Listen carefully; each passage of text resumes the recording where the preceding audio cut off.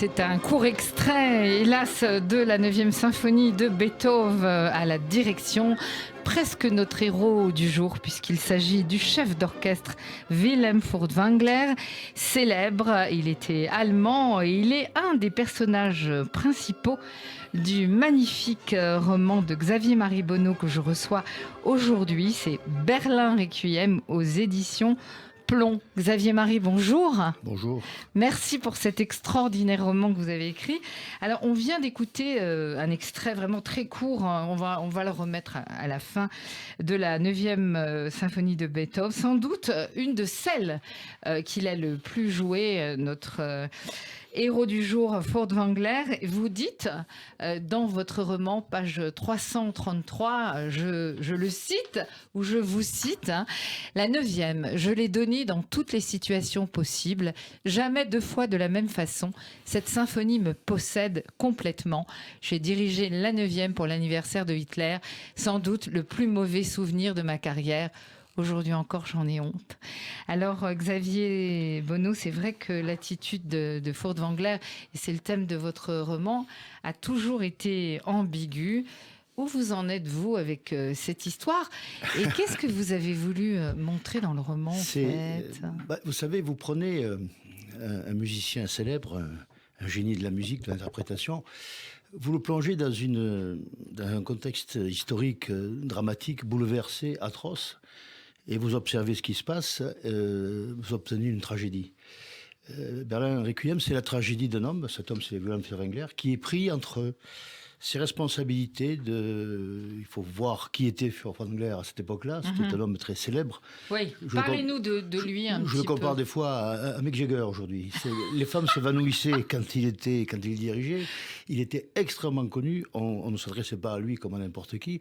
Donc c'était un homme qui, en 1933, dirigeait, on peut utiliser ce terme un peu vulgaire, toute la musique allemande. Oui, bien sûr. Et il était à Vienne, il était évidemment à Berlin. Puisqu'on vient d'entendre ces Vienne.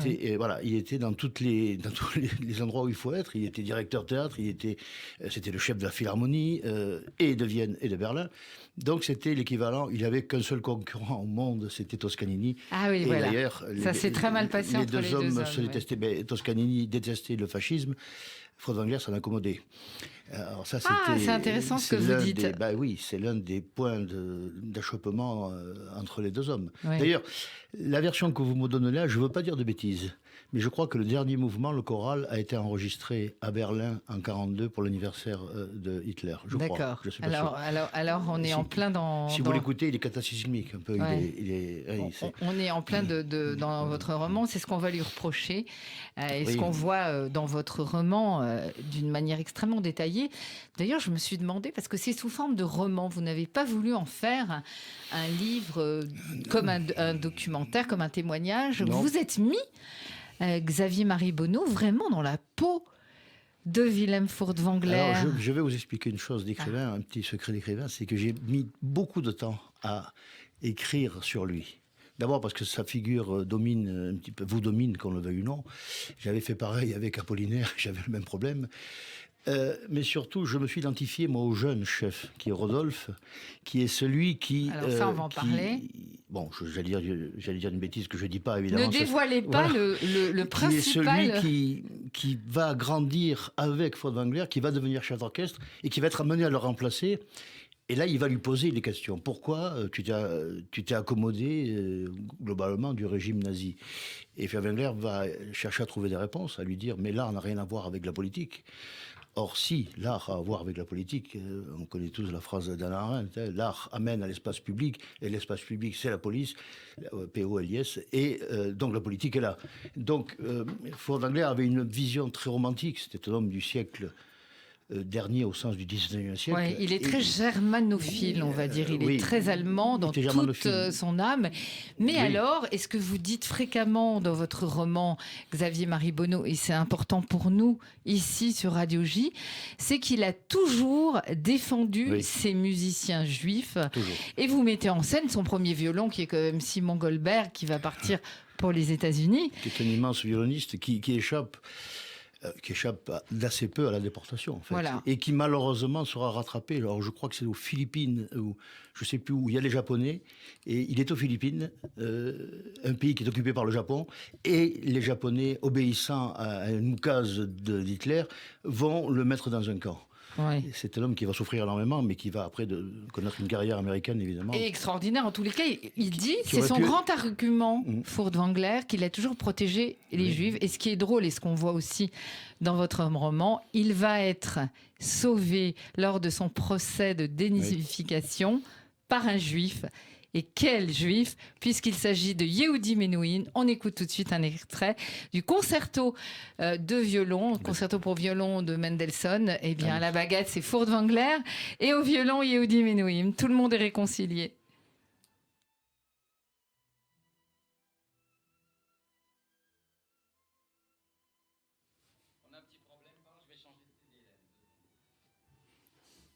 Alors, Xavier, on a toujours un petit problème de musique. Vous voyez, Yehudi Menuhin et Furtwängler sont restés entre deux mondes. C'est bien que vous ayez choisi Mendelssohn. Furtwängler ne comprenait pas que les nazis interdisent Mendelssohn. Ouais.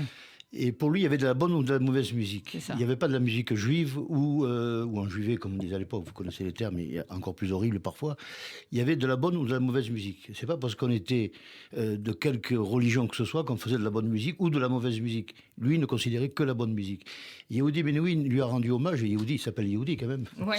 C'est pas un hasard. Et Nathan Milstein aussi, hein, Oui, Simon Goldberg après la guerre l'a défendu, parce qu'il n'a jamais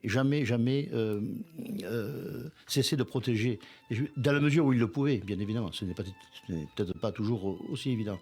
Il faut savoir qu'il y a des musiciens d'origine juive qui sont restés jusqu'en 1945 dans la Philharmonique. On écoute tout de suite Mendelssohn.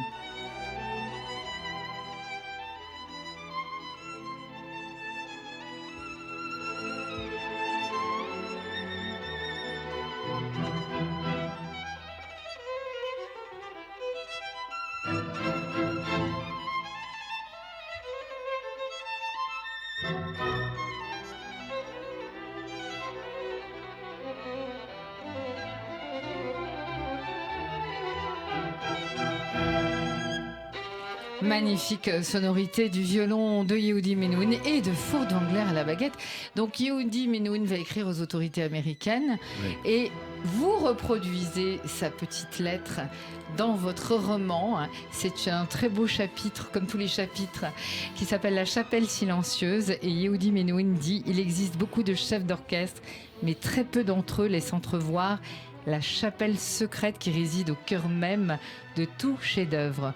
Au-delà des notes s'étalent des visions. Au-delà des visions, cette chapelle invisible et silencieuse, car c'est une musique intérieure qui se répand là. Tel fut le génie de Furtwängler, car il s'approcha de toute œuvre en pèlerin afin de revivre cet état d'existence qui rappelle la création. » Donc il écrit des mots un petit peu comme ça dans le ciel, mais ça va quand même libérer, en tout cas Furtwängler, des griffes des Américains, puisqu'il passe... Et surtout, il enregistre avec lui à Lucerne. Je croyais que vous aviez choisi le concerto de Beethoven, parce que c'est le concerto de Beethoven qui va le remettre un peu en selle, parce qu'il dit Menuhin va jouer avec lui. Il va s'attirer les foudres du monde, comme on dit à l'époque, du monde libre. Oui. Mais Menuhin était un artiste très engagé.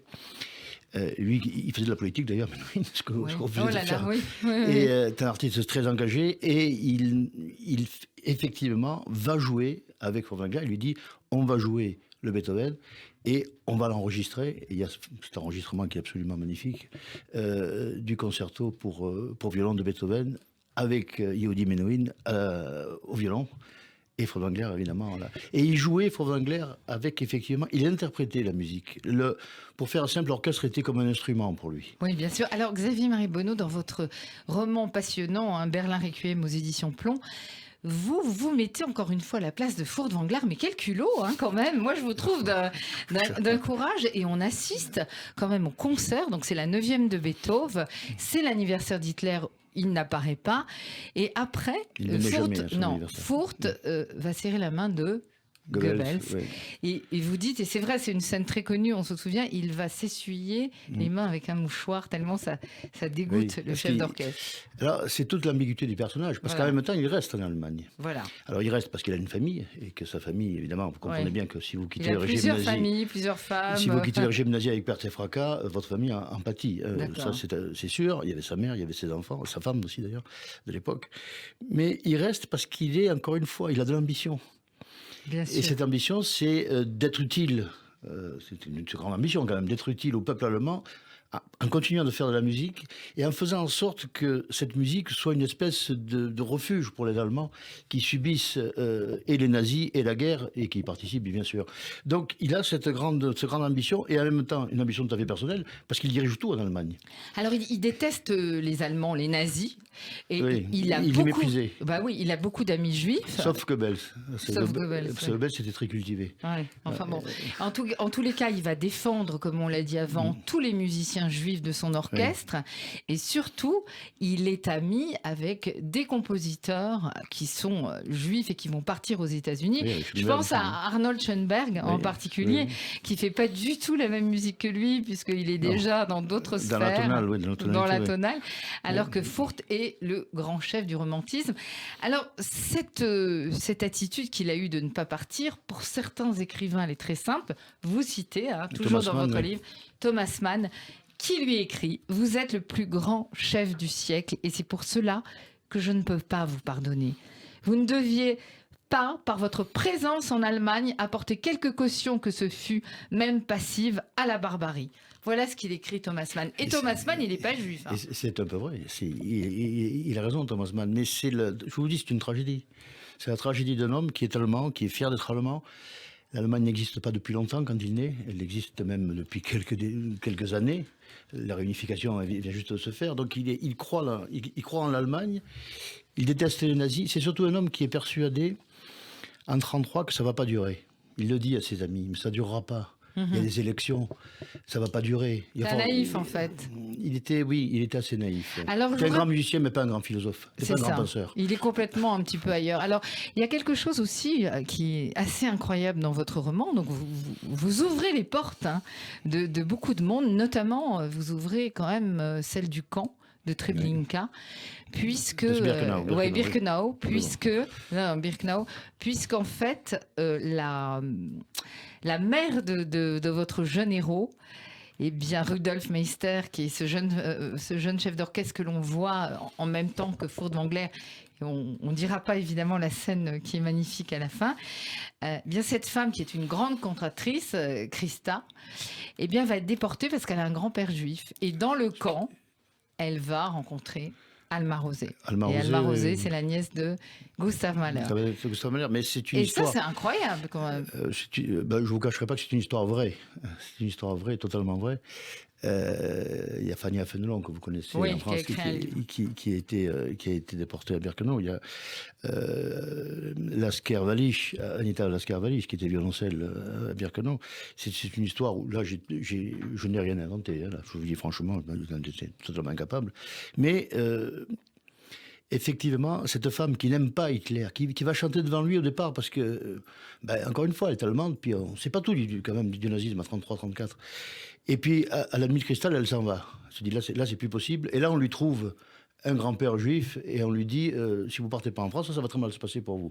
Et en France, qu'est-ce qui va se passer ? Elle va être déportée par la police de Vichy, ce que, vous le savez bien, est une chose qui est arrivée trop souvent. Xavier-Marie Bonneau, on pourrait rester des heures avec vous, mais malheureusement, la radio, c'est ça.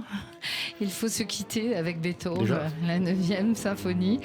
Je rappelle le titre de votre roman, Berlin Requiem aux éditions Plomb, à lire absolument pour le frisson, pour l'histoire, pour le romantisme, pour notre histoire aussi. Merci Xavier. Merci.